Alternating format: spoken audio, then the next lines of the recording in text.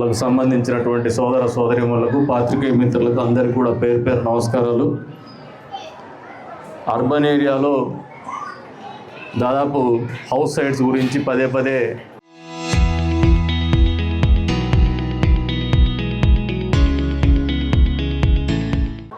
వినతులు వస్తూ ఉన్నాయి. పెన్షన్స్ గురించి రెండో క్రమంలో వస్తూ ఉన్నాయి. పెన్షన్స్ అనేది ప్రభుత్వ నిర్ణయము. కొత్తగా పెన్షన్స్ మంజూరు చేసేటువంటి కార్యక్రమం తొందరలోనే మొదలవుతుంది. ఆ రోజున మీరు ఎవరైతే అర్జీలు ఇచ్చినారో అర్హులైనటువంటి ప్రతి ఒక్కరికి కూడా పెన్షన్ ఇచ్చేటువంటి కార్యక్రమం జరుగుతుందని చెప్పేసి కూడా ఈ సందర్భంగా తెలియజేస్తాను. మీరు ఇచ్చినటువంటి అర్జీలు మేమేదో బుట్ట దాఖలైతే చేయడం లేదు, మీరు అందరూ అర్థం చేసుకోవాల్సింది. నేను గమనించింది ఏంటంటే మొన్నటి రోజున కూడా ఒక ఇద్దరు ముగ్గురు 11వ వార్డులో పెట్టినప్పుడు కూడా వచ్చినారు, మళ్ళీ వాళ్ళే అర్జీలు ఇస్తున్నారు. మీరు ఒక్కసారి అర్జీ ఇస్తే మేము కంప్యూటర్లో దాన్ని అప్డేట్ చేసుకుంటున్నాం, అప్లోడ్ చేస్తున్నాం, ఆన్లైన్ చేసుకుంటున్నాం. దాన్ని ఆ విషయం మా దగ్గర శాశ్వతంగా ఉంటుంది. దాన్ని క్రోడీకరించుకొనే మేము వచ్చే రోజుల్లో లబ్ధిదారుల ఎంపిక కూడా జరుగుతుందనేది మీకు అందరికీ కూడా సవినయంగా తెలియజేస్తాను. కాబట్టి మీకు ఏం కన్ఫ్యూజన్ వద్దు, ఇచ్చేసినాం ఏం చేసినారో అనే ఆలోచన వద్దు. మీకు మామూలుగా భయం ఉంటుంది, అది ఇచ్చిన వాళ్ళు పట్టించుకోవట్లేదు, పక్కన పడేసినారు అనే ఆలోచన మీరు ఎవరు దగ్గర దరిదాపుకి రానిద్దండి అని చెప్పేసి కూడా కోరుతా ఉన్నాం. అంతేకాకుండా హౌస్ సైట్స్లో ఇంకొక సమస్య ఉంది. కొద్దిమందికి గత ప్రభుత్వ హయాంలో హౌస్ సైట్స్ ఇచ్చినారు, వాళ్ళకు హౌస్ సైట్స్ చూపించలేదు, పట్టాలు ఇవ్వలేదు.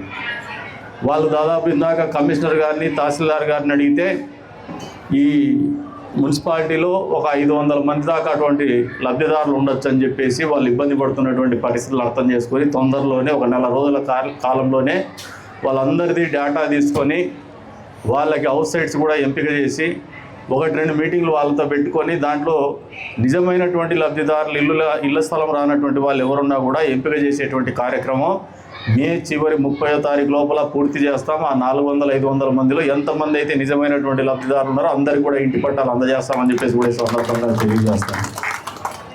తదనుగుణంగానే తహసీల్దార్ గారు కానీ కమిషనర్ గారు కానీ మీరు కూర్చొని కోఆర్డినేట్ చేసుకొని ఈరోజు మనం చెప్పినటువంటి మాటకు కట్టుబడి దీన్ని పూర్తి చేయాలని చెప్పేసి కూడా ఆదేశాలు ఇస్తాను.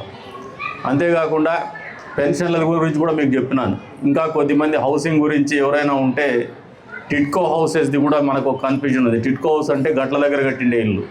కొద్దిమందికి ఆ రోజున ఎంపిక చేసినారు, డబ్బులు కట్టినారు, ఈఎంఐలు కడతా ఉన్నారు, కానీ పొజిషన్ ఇవ్వలేదు. అది గతంలో జగన్మోహన్ రెడ్డి గారి నిర్వాహకం వల్ల.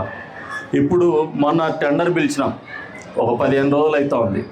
తొందరలోనే ఆ పనులు మొదలు పెడుతున్నాము. పూర్తి చేసి ఎవరైతే లబ్ధిదారులు ఉన్నారో వాళ్ళకి అందజేసేటువంటి కార్యక్రమం వచ్చే 3-4 నెలల్లో ఖచ్చితంగా గతంలో డబ్బులు కట్టినటువంటి ఎంపిక కాబట్టినటువంటి లబ్ధిదారులకు అందజేస్తామని చెప్పేసి కూడా ఈ సందర్భంగా తెలియజేస్తాం. అంతేకాకుండా పారిశుద్ధ్యం మీద కూడా 1-2 ఫిర్యాదులు వచ్చినాయి.